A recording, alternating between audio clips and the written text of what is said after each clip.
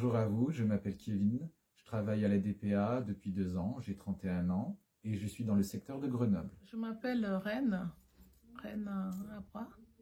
Donc, je suis à la DPA depuis bientôt 4 ans et je fais partie du secteur 90 de Saint-Martin-d'Air.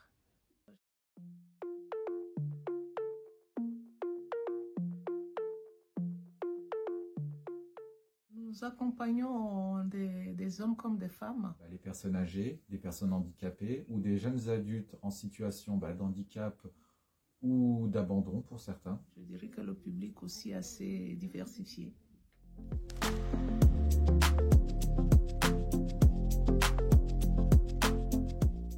On les aide dans tous les aspects de leur vie, toilette, habillage, médicaments, petit déjeuner, ainsi que les courses, entretien du logement, courrier. La personne aux toilettes, les repas, accompagner à la mobilisation, à la mobilité, donc les sorties.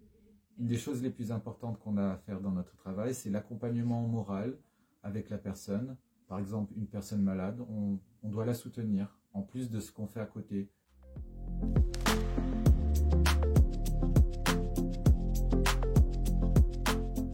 J'ai commencé par les bénévolats. Donc, j'allais chez les personnes, j'ai intégré des associations où je faisais du bénévolat. Donc, être auprès des personnes, apporter mon aide, apporter mon sourire. D'ailleurs, dans les associations, on m'a toujours dit que je suis solaire. Donc, voilà, et quand j'y vais, voilà, notre soleil vient d'arriver, etc., etc. Donc, du coup, je me suis dit, ben, si je fais bien le bénévolat, ben, pourquoi ne pas joindre l'utile à l'agréable? Donc, du coup, j'ai choisi ADPA et de par une formation après 2 mois, j'ai dit, bon, ben, je vais me mettre au service d'un grand public parce que lorsque vous le faites bénévolat avec une personne, 2 personnes, moi, je me dis, je peux apporter mieux à d'autres personnes en allant vers plus de personnes. Voilà, c'est pourquoi je me suis dit, ben, je vais m'engager, j'ai franchi le pas. Tout simplement commencer par ASH à l'hôpital, l'entretien des hôpitaux. Et au final, j'ai remarqué que j'avais un bon tact avec les personnes et j'adorais leur parler, les soutenir et surtout, j'avais une facilité avec eux pour qu'ils se confient à moi. Ensuite, j'ai directement allé travailler à une EHPAD et c'est là où j'ai vraiment été formé, où mes collègues, tout simplement, et les personnes que j'ai vues au cours du temps, pendant ces 2 ans, m'ont appris le métier, savoir gérer les urgences, les personnes, les pathologies. Et au final, j'ai toujours aimé aider les gens. Et en fait, ça m'a aiguillé tout simplement à devenir aide à domicile, pour s'occuper des personnes dans le besoin et surtout qui veulent rester chez eux. Parce que c'est leur choix, ils ont le droit de rester chez eux et d'être accompagnés dans la maladie, dans la vieillesse ou tout simplement dans leur vie.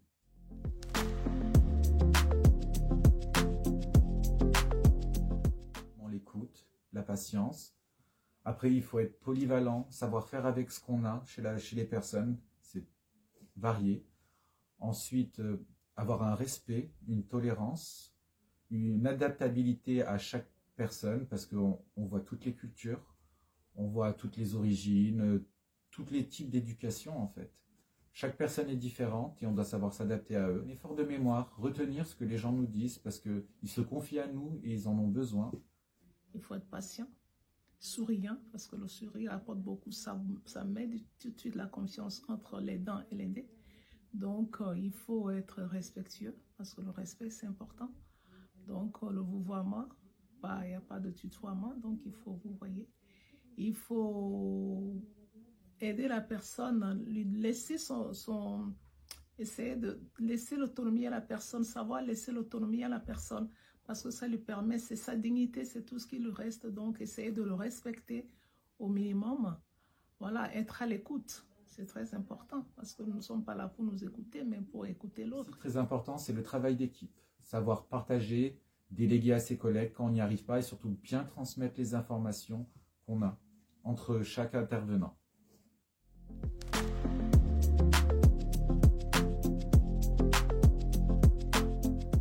À l'ADPA, j'ai rencontré une dame il n'y a pas très longtemps. Elle est hémiplégique, elle est au lit, clouée au lit, donc... mais elle a toute sa tête. Donc cette femme, quand je suis arrivée chez elle, elle avait les yeux fermés. Elle ne voulait pas ouvrir les yeux, donc il fallait lui faire à manger, et la toilette et tout. Et dans mon corps, je me disais, mais est-ce que j'aurais le plaisir, cette joie de voir les yeux de cette femme avant de repartir, de terminer ma mission? Et je suis allée, c'était un week-end, je suis allée chez elle le samedi. Et le dimanche, le soir, quand je lui ai fait la toilette, je lui ai donné à manger, elle a ouvert les yeux, elle m'a souri. Et quand je partais, elle m'a dit merci.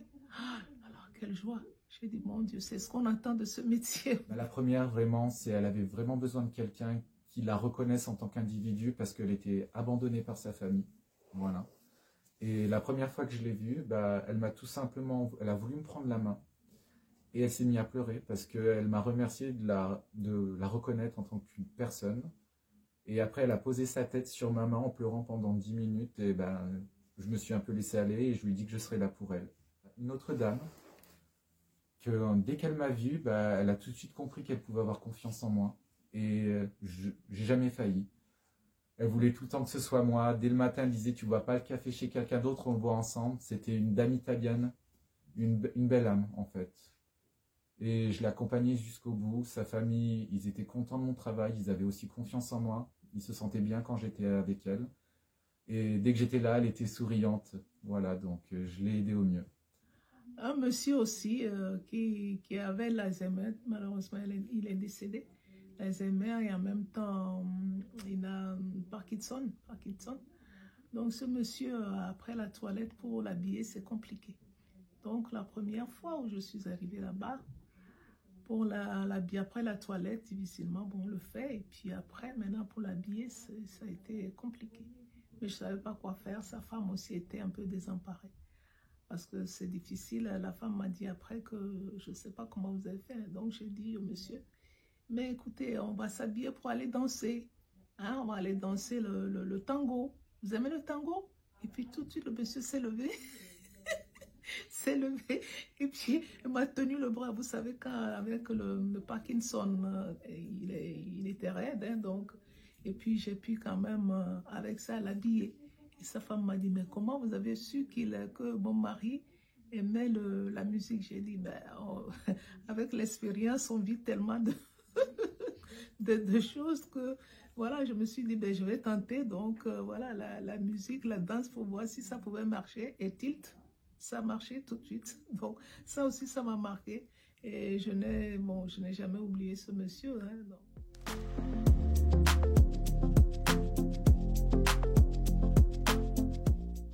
La définition première de la DPA, c'est qu'on accompagne à domicile pour préserver l'autonomie. Mais non seulement préserver l'autonomie de toutes ces personnes, mais accompagner aussi ces salariés. C'est ce que moi, je trouve tout le temps à la DPA, hein, depuis que je suis. Hein, parce que je pense que nos responsables sont à notre écoute, ils font de leur mieux. Et voilà, si je puis me permettre de définir la DPA est à l'écoute, donc non seulement des aidés et des aidants, mais aussi de ces salariés. Voilà, c'est ma définition de la DPA. On en a besoin, voilà, c'est de la nécessité. Sans la DPA, beaucoup de personnes ne pourraient pas avoir des aides à domicile, des auxiliaires de vie qui pourraient les accompagner. Je pense que la DPA, c'est une association assez innovante, hein, parce qu'ils utilisent l'e-learning maintenant. Hein, ils sont sur YouTube, la preuve, nous sommes là en train de faire une belle vidéo.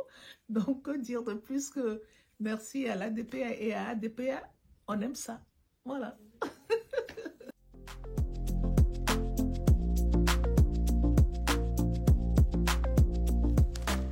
Vous serez en binôme les premières fois et vous pouvez demander à étendre aussi votre binôme pour bien apprendre. Et c'est surtout, c'est à force de répétition. Vous allez aller chez les personnes, vous serez stressé. Vous voulez toujours tout bien faire, mais prenez votre temps. À force, ça deviendra une routine et vous y arriverez. Mais c'est pas parce que c'est une routine aussi qu'il faut un peu délaisser, il faut être constant. Voilà, il faut être constant, bien transmettre aux collègues, aux responsables, aux personnes, aux familles. Et ça va se faire tout seul. Voilà, il faut du temps et de la pratique. Donc, d'abord, il faut se faire confiance. Parce que si on choisit de faire un métier, il faut se faire confiance. Et puis, savoir que ce métier, si je l'ai choisi, je ne le choisis pas par hasard. C'est-à-dire pour dire que, bon, il faut que j'aille faire. Non, il faut aimer ce qu'on veut faire. Si vous voulez faire ce métier, il faut avoir le courage de le faire. Et aussi, je l'ai dit tantôt dans les qualités, hein, donc il faut être humble dans ce métier, il faut être à l'écoute, il faut être bienveillante. Et dans le travail quotidien, quand vous allez chez une personne, il y a le respect. Donc, vous voyez, moi, c'est très important. Et puis, chaque personne est différente. Donc, chaque personne est singulière, chaque personne est particulière. Donc, vous ne pouvez pas prendre les exemples que vous avez vécu chez l'autre pour l'amener chez l'autre. Parce qu'il faut vraiment essayer de voir ce que vous avez pris chez l'autre. Si cela va avec l'autre personne, alors vous pouvez éventuellement, mais sachez que toute personne est particulière. Il faut respecter cette particularité de la personne, l'aider chez qui vous allez. Donc, l'humilité, l'écoute, mais aussi, il faut un petit peu de bienveillance dans ce que nous faisons. Ça, c'est très important.